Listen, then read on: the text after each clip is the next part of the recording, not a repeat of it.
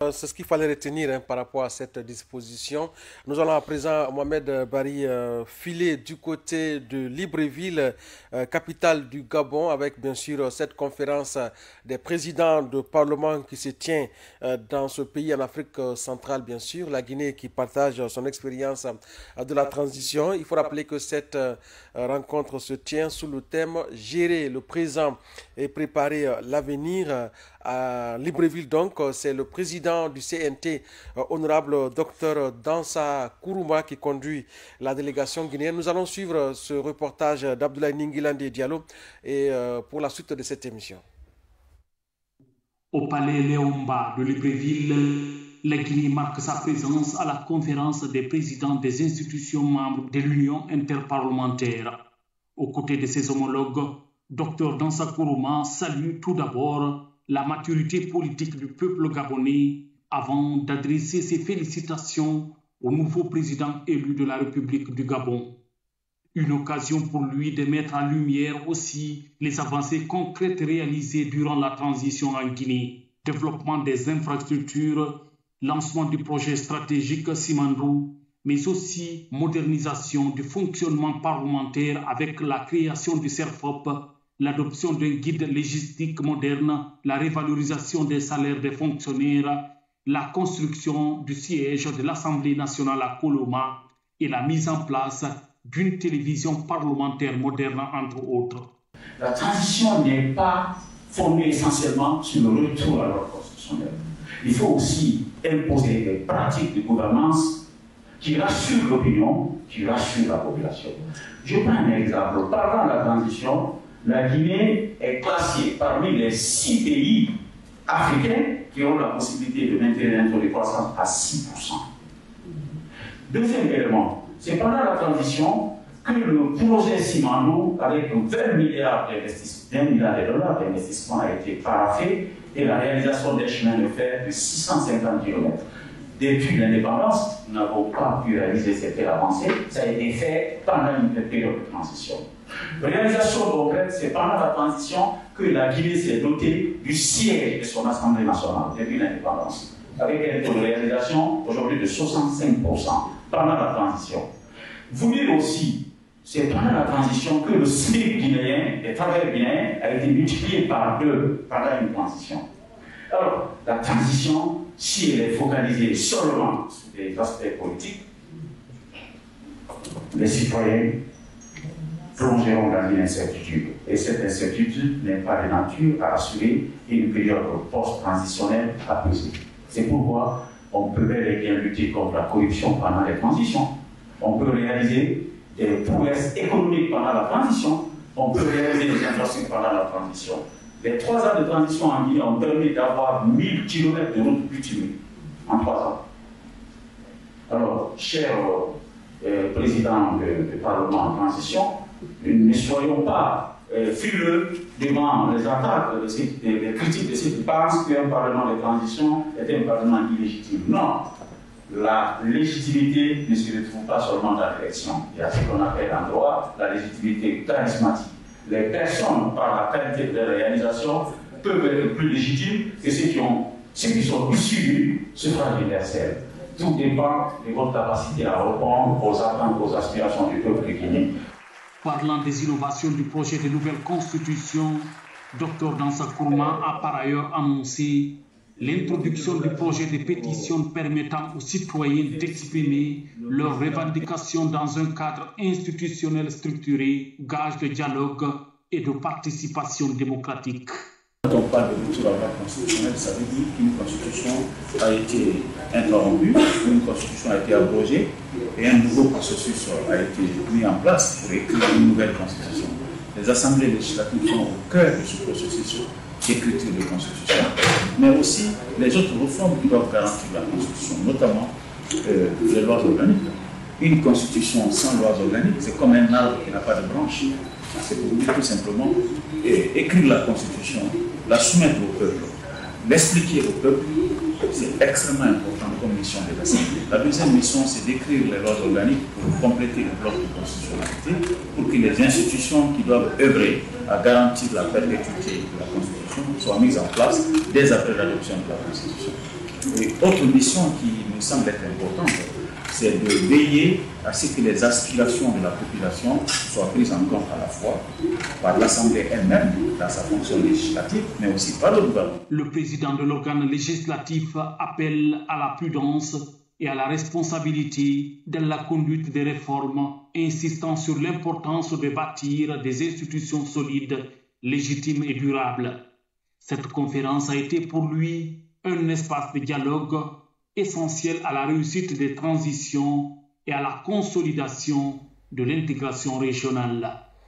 Gérer le présent et préparer l'avenir, un thème qui naturellement est d'actualité à l'échelle continentale. Mohamed Bari, le président du CNT, honorable docteur Dansa Kourouma, qui a profité de cette tribune pour parler de l'évolution de la transition guinéenne dans ses volets réformes et acquis, parce que quand même les acquis de la transition sont visibles. Il n'a pas manqué de les rappeler, estimant que la transition est aussi une opportunité pour les États africains de pouvoir poser des actes allant dans le sens, bien sûr, du développement.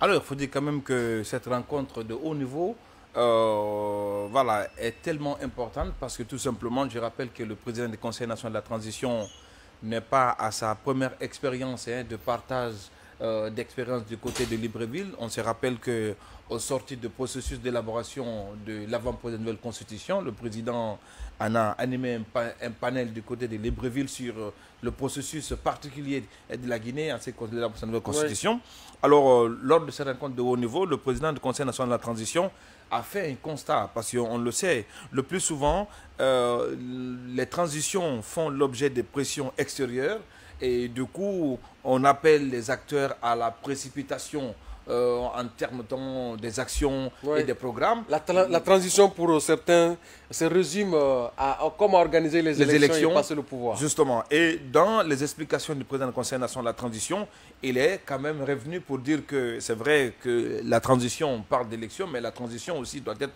l'opportunité pour des pays qui sont en transition de procéder quand même à des actions phare en ce qui concerne également l'amélioration des conditions de vie des populations et pourquoi pas également des projets majeurs pour les différents pays. Alors, après cela, le président du Conseil national de la transition est revenu sur quelques efforts, des acquis majeurs, notamment qu'il a obtenus au niveau du Conseil national de la transition. Entre autres, notamment, on peut citer par exemple le renforcement de l'efficacité du travail parlementaire. On sait que désormais, par son accompagnement, tant sur le plan de l'amélioration des conditions de vie, mais aussi beaucoup d'autres actions, dont de coup, il y a aujourd'hui l'efficacité du travail parlementaire. En plus, il a parlé de la création de ces centres, notamment centres d'études de recherche et de formation parlementaire, CERFOP, au niveau du Conseil national de la transition, qui était l'une des directions phares de l'administration parlementaire. Il y a aussi l'adoption, Boubacar Koïla, d'un guide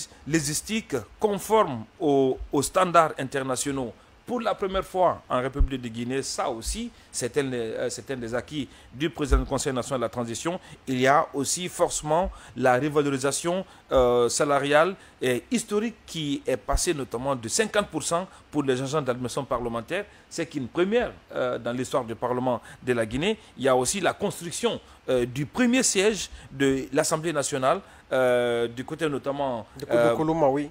De Koloma, le chantier qui avance à grands pas. Justement, ainsi que la mise en place de cette télévision parlementaire, la première de l'Afrique de l'Ouest. Donc tout ça, il a rappelé ces acquis-là, quand même des acquis qui ne sont pas aussi à négliger. Alors, par ailleurs, le président, il a aussi évoqué, il est revenu sur quelques innovations majeures du projet de nouvelle constitution dans son discours, notamment l'introduction du droit à la pétition, ce qui est une première aujourd'hui en Afrique, parce que tout simplement ceci va permettre aux citoyens d'exprimer leurs revendications dans un cadre institutionnel structuré et constructif, mais sans oublier également d'autres innovations majeures contenues dans le projet de nouvelle constitution. Alors, l'analyse qu'il faut apporter sur cette participation du président du Conseil national de la transition à cette grande rencontre qui s'est déroulée notamment du côté du palais Léomba de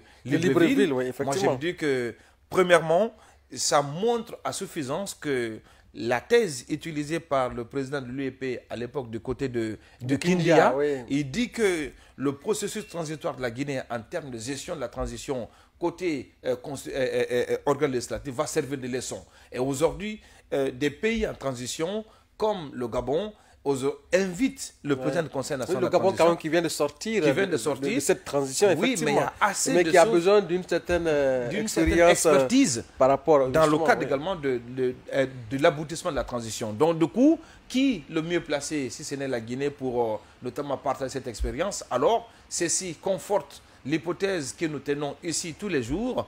Une constitution, pour moi, c'est-à-dire bon, une transition. On a fait l'erreur là en 2010 en pensant que la transition, c'est juste les élections présidentielles et puis la boucle est bouclée, alors qu'il y avait assez de choses qui restaient à faire. Donc cette fois-ci, on a vu que non seulement dans la démarche de l'élaboration de l'avant-projet de la nouvelle constitution, toutes les normes ont été respectées, parce que quand vous regardez les actions phares qui ont couronné ce processus d'élaboration de l'avant-projet de la constitution, prouvent à suffisance qu'on voulait véritablement refaire la situation comparativement aux autres transitions qu'on a connues. Oui. Donc les acquis de la transition guinéenne aujourd'hui qui sont, on va dire, vantés à l'extérieur, oui, pour servir, en tout cas d'être de référence effectivement, ouais, pour d'autres pays africains qui pouvaient s'en inspirer pour pouvoir réellement lancer le processus de développement de ces différents pays, notamment en transition, parce que la rencontre est beaucoup plus axée sur ces pays en transition, mais ouais, c'est une initiative aussi qui a été réalisée de concert avec l'UIP, l'Union interparlementaire, qui est le Parlement des parlements, donc l'ONU, on va dire comme ça, des parlements du monde. Cela dénote un peu de la crédibilité aussi et de la notoriété de notre Parlement, qui aujourd'hui est présent au sein de ces instances internationales. Non, s'il y a aujourd'hui, en plus de ces acquis que nous venons d'énumérer sur le plan interne, en termes de fonctionnement, en termes notamment d'innovation dans le travail du Conseil national de la transition, l'autre chose aujourd'hui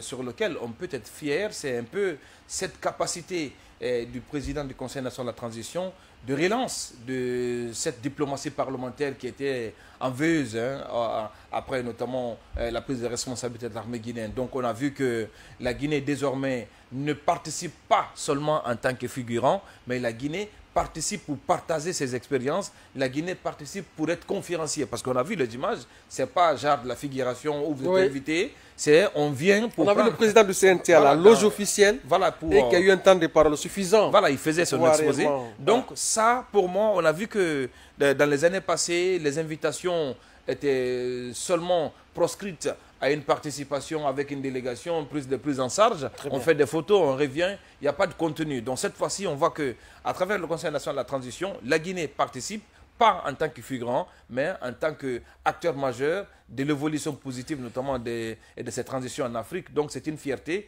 et c'est une prouesse qu'il faut aussi continuer à encourager, parce que tout simplement, qui parle de transition parle forcément d'image de pays, parce que ceux qui sont à l'extérieur, s'ils voient qu'à l'intérieur, il y a beaucoup d'innovations. Très bien. Alors parlant de l'extérieur, nous allons rester donc à l'échelle